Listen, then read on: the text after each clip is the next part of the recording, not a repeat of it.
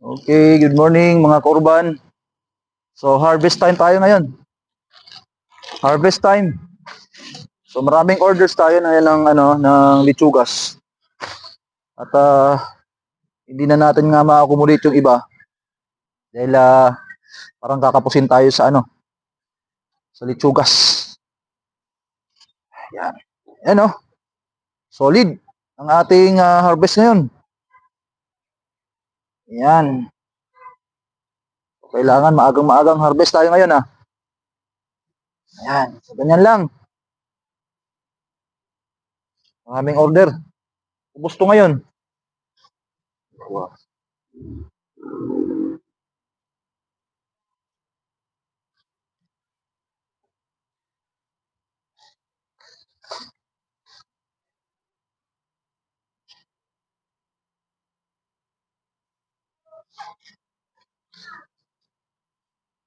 Yan.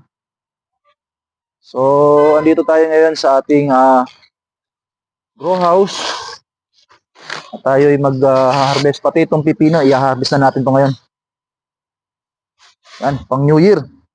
Ito, nagtatagal to ng kahit isang linggo. Kasi meron siyang coco peat at saka yung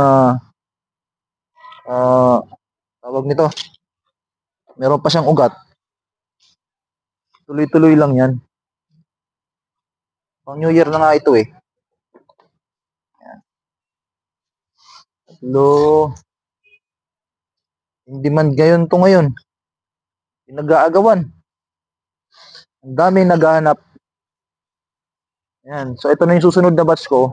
Ay ayun pala, dun pa sa dulo na yun. Yun yung susunod na batch ng i-harvest natin. Yan, mga malamang yan. Ano yan?